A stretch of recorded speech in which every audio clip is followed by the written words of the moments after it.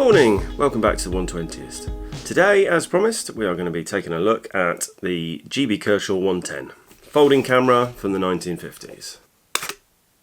It takes 120 film, which obviously you can still get, which is great, and it takes 12 frames of 6x6, so fairly standard kind of medium format setup. This is about as basic as cameras get. It's kind of similar to a box camera in a lot of ways. Single element meniscus lens, fixed focus, so there's no focusing ring, single shutter speed and single action cock and fire. So that cocks and fires the shutter. And you have, very similar to a box camera, you have two aperture choices. That's f11. And then there's just a circular mask that comes down to give you f16. You can see that just about there. F11, f16. So this is the GB Kershaw 110. GB Kershaw, under that brand name, also made a 450 and a 630, which were both introduced later than this one and were just slightly more advanced setups. I believe that the 450 is the most advanced, and the 630 was a slightly simpler version of the 450. In the 450 you have a focusing lens, you have a proper aperture, and you get a variety of shutter speeds. So you have a more manual camera. But this was introduced as a low cost, easy to use, kind of beginner type camera. If you are looking to start messing around with medium format film photography, this is a good place to start because you can pick these up literally for peanuts, in pretty good condition as well. They seem to have weathered quite well. Bear in mind they were the same sort of era as the Agfa isolette. I've got a couple of these and they're both in pretty good condition. Both picked up for like £5, which is about $6, $7. And I've got a couple of Agfa isolettes as well, which is a very similar camera, very similar setup. The isolettes seem to have taken more of a beating over the years than the two Kershaws. Bellows looks pretty good. I can't see too many problems with it. When it first arrived, it had a very sticky shutter that wouldn't work every time. So I took this apart, this front bit. Unfortunately, it is just a crazy simple shutter mechanism. It is literally a couple of springs and a couple of hinges, and that's basically it. But I took this apart and basically just played with the parts until it all sort of freed up, and it seems to be running free since then. So I didn't really do anything. I gave it a little bit of a dusting off inside, removed some rubbish, basically just cleaned it, and now it's rolling again. As is often the case, it's not that easy to find exactly what the shutter speed is of this shutter. And I'm just going to do a quick test to find out exactly what that shutter speed is. Usually a 50th or a 30th of a second, but let's test it. I've got my Filmomat photo plug here, which we'll stuff in there. Hit record and then fire. And let's see what that's come up with. Right, according to that, we have basically a 30th of a second. So that sounds probably reasonable. So we're going to load it with the usual. A roll of FP4, black and white, 125 ISO, which I will, as always, shoot at box speed. We're loaded with FP4, so we've got a 30th of a second shutter speed, options of F11 and F16, fixed focus, meniscus lens. God knows what the focusing range of that is. We'll assume something like 6 feet or something and beyond. So I'm not going to try and focus on anything too close. It's freezing here today. -3, I believe it is outside. I do have a minor concern that whatever was gumming up that shutter before is going to start gumming it up again out in the cold, but what can you do? It is cold. So I'm going to put on a ton of clothes and go for a wander. Right then, we are out walking through the field. I am, there's nobody with me. I'm out walking through the fields with the GB Kershaw 110 in the bag. We're going, not quite, I am shooting landscapes in the sense that it's just nature, there's nothing else. But I'm going to try and get up close with things, and I'm not shooting big wides, and there are no mountains here. This is kind of cool in here. It's just a little pond. See what you can see here. That's quite nice. f6.3, and of course my options are f11 and f16. So no options. But as we've talked about before on this channel, with these older cameras, they were relying on the exposure latitude of the film. So basically, I should be able to underexpose this and recover it in the darkroom. So that's what we'll do. Let's grab this snap.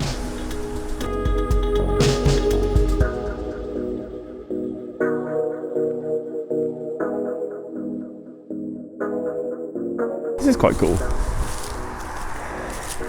Just a tree in the middle of a field. Quite like it. I think I might go the other side of it and shoot back that way. Clear sky behind it. I'll frame it up against the clear sky. The shutter button is right on the lens, which actually makes it a bit unwieldy.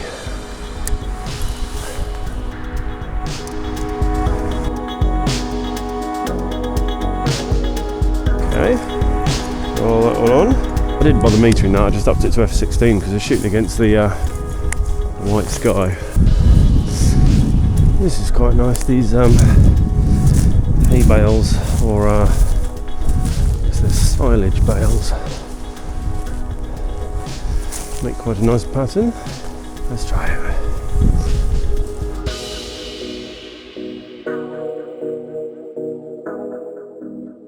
Right, this little style here is quite nice. The only problem with the landscape around here is the bloody power cables everywhere. You just can't get away from.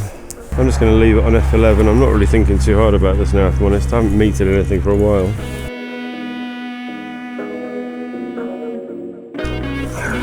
Roll that on. Oh, bloody pylons. I was about to say, this is quite a nice picture. Fairly plain and simple, but nice nonetheless. And then we've got power lines in it. Power lines everywhere.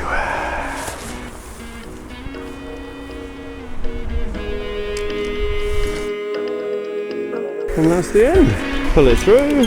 There we go. And we're done. Well, how about that?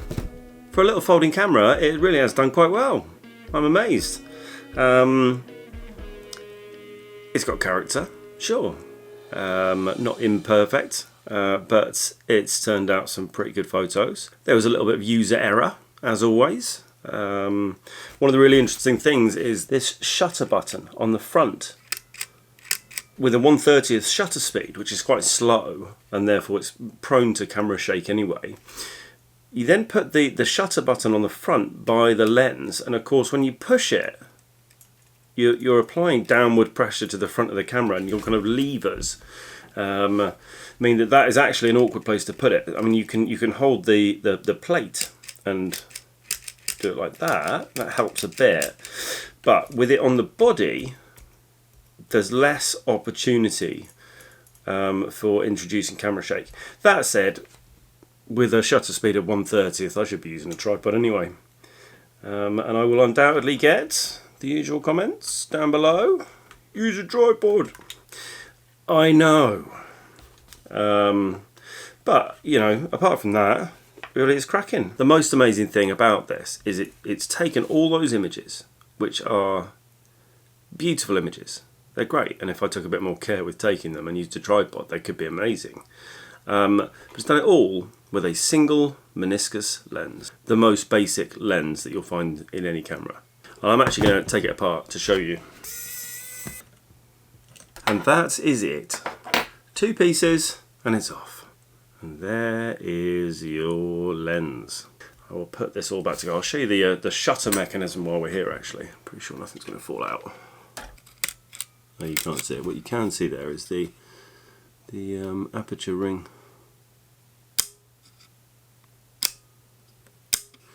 In fact, without that there, you might be able to get a better sense of the... Anyway, it's just spectacularly simple, and yet so perfectly engineered in its own way. So long story short, it's an amazing camera. And if you're looking for that toe in the water of medium format using 120 film 6x6, then you just can't go far wrong. You know, you can't really mess up the settings. You can't mess up the focus. and you end up with those wonderful images. And for me, we talk about character a lot when we're taking photographs, especially with vintage cameras. Oh, the images have character.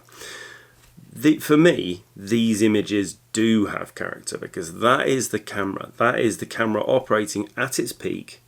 That's what those images are supposed to look like, and there is a story behind it. It's from the 1950s. It was designed as a low-cost beginner's camera, simple to use, simple to get decent pictures out of. And the trade-off for a camera like that is a different build of lens. And with the meniscus lenses, image quality typically falls off very quickly towards the edges. They're known for that. But because that is a camera operating at 100%, those images have a certain imperfection to them. That, for me, is character. What is not character, in my opinion, and this is obviously just my opinion, what is not character is shooting with a dirty lens, or aberrations or imperfections that you don't know why they're there. They just kind of happened. That doesn't say character for me. That's a mistake. But if there is a story behind the imperfections, and you're aware of the imperfections, you know they're there, and you press ahead anyway because you like the aesthetic that those imperfections creates, that is what I believe character is. So there we go, GB Kershaw 110. I hope you enjoyed this. I would thoroughly recommend you go out and get yourself one of these. Fun to shoot with. You can wander around taking snapshots and have some fun with it, and know that you're going to come back with pretty decent images. You probably don't even, let's be honest, need to carry a light meter around with you. Follow your Sunny 16 rule with an absolute truckload of latitude, and you'll come back with something good, which is amazing. And always use a tripod, obviously. I hope you found this interesting and exciting. Don't forget to like and subscribe, because it makes me feel good about myself. Next up, I think we're probably going to back to large format next time. I'm going to do some 4x5 self-portraits. That, I think, is next on the list. I've been looking forward to doing that for a little while, but I've become bogged down in my GB Kershaw 110. It's been hounding me, looming over me like a dark cloud, and not allowing me to relax and do other things, because I keep promising you that that's going to come and it never does. So now that I've done it, I'm free. I can do other things again. So, self-portraits. It's a little bit of technical stuff, a little bit of art stuff. I'm going to take some photos of myself in such a fashion that I feel represents me. Come along. Come and watch me take photos of myself. That sounds like a hoot, doesn't it, when I put it like that? Self-portraits on film cameras are tricky, though. So there's going to be a fair bit of technical in there. So, GB Kershaw 110. I would hold it up, and I keep being tempted to hold it up, but everything would fall out because I haven't put it back together yet. It's still unscrewed. Maybe I'll just hold up the nameplate. Here we go. GB Kershaw 110. If you come on, fuck off. GB Kershaw 110. If you haven't tried one, give it a go. It's lots of fun. Wonderful, simple fun. Good, clean photographing. Shut up. Right, bye.